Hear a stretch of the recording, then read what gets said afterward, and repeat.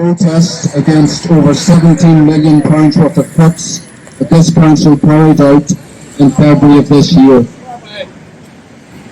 He took part in the protest, which was peaceful, and people have the right to make their feelings clear in a protest such as that when so many cuts have been made. And then the first charge, as far as we are concerned, anti-semitism was made against them. These are lifelong anti-racist campaigners, by the way. The first charge was made against them, and they now face potentially serious criminal charges from the police. We in Newham Trades Union Council supported the People's Budget Alternative for that meeting in February. We completely support and back the Newham Three who were there on the basis of that support for a People's Budget. And it's absolutely essential that the whole wider workers' movement, trade unionists, activists, anti-racist campaigners, socialists come together to show support for these three who are being tarred with an awful description of anti-Semitism despite their lifelong campaigning against that and other forms of racism. And it's no coincidence that these charges have been made as the Gaza slaughter continues, a slaughter which, by the way, it took this council and the mayor some days, or if not weeks, to actually say they opposed. This is part of a broader campaign to end the slaughter in Gaza, not just for a ceasefire, but an end to all hostilities against an oppressed, occupied people, and for their right to self-determination and statehood. That is the position of Newham Trades Council. That's why we're having this protest here today. We're demanding that the police withdraw these potential charges. By the way, my understanding is that they have until the end of this month to decide to charge or not. Why are they waiting so long? Why drag this out? It's a form of psychological torture against the three. Maybe they intend to withdraw the charges. Why have the council not spoken out and said the charges should be dropped? This is an absolute scandal. We demand the immediate dropping of any charges, that these three are innocent, the so-called crimes, and if anything, we should be celebrating people prepared to stand up against cuts, against their community, and to stand up against the slaughter of the people of Gaza, in which this Tory government has been complicit in, by sending arms and funds to that slaughter in the Middle East.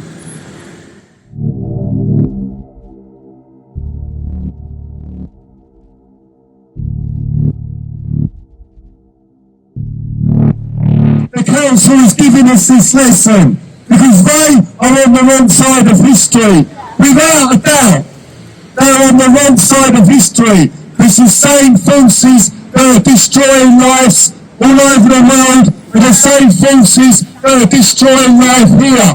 And we're doing the right thing. It might feel a bit strange sometimes, but we're doing the right thing standing here saying we stand in solidarity with the Newham Three. We stand in solidarity with anyone opposing the genocide, with anybody opposing the cuts. Yes. Why should we be cut? This is the fifth richest country in the world. These people are greedy, greedy bureaucrats. We've only got the city of London down the road, siphoning off wealth from all over the world, and these people acting in the interests of their shareholders, which is basically business, I'm afraid to say it. I don't know how they call themselves Labour, as in Working People's Council, because I don't see that at all.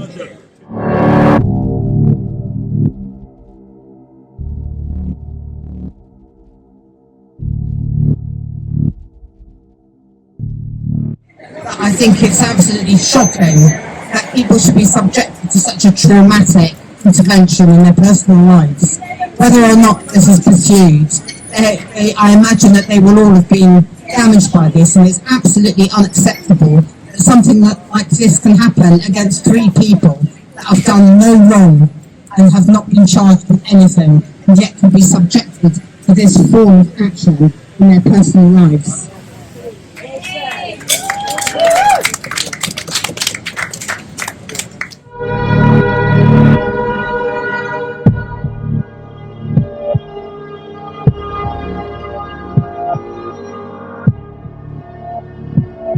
There's a horrible political game going on. They didn't hiss, no one hissed, there was no anti-Semitism, it was an anti-cuts meeting, an anti-cuts demonstration, an anti-cuts presence. So come forward, take the mic, keep speaking. We're from Focus E15 campaign. We say the Newham 3 are innocent, and we'll continue to say it until everything has stopped and the Newham 3 are allowed back on the streets to stand in solidarity with us, and while they can't, we stand in solidarity with them.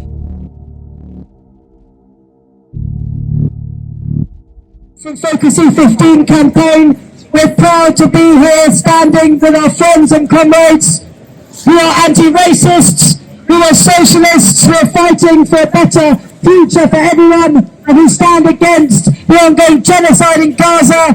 The British government and Labour opposition continue to arm and fund.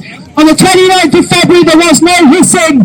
People who listened live and people who in the chamber had no idea what was being talked of. This is a fabricated thing, and they must not be charged. The Newham 3 must not be charged. This is an outrageous slur against them, and there are many people, more than who are here today, but these are here, and all of the others who stand in solidarity with the Newham 3. They must not be charged. There was no hissing on that night. It is not on the original live audio that people heard, and it is not aware of anyone who was in the chamber that time did not know what was being talked of. This is a fabricated thing. This is a slur on people who were standing and sitting in that chamber on that day to say no to more cuts, no to the vicious cuts that are happening in Newham, the taking away of services. People need services. We don't need a Labour council that is prepared to make people destitute in housing, to cut education services, library services, sports and facilities for people.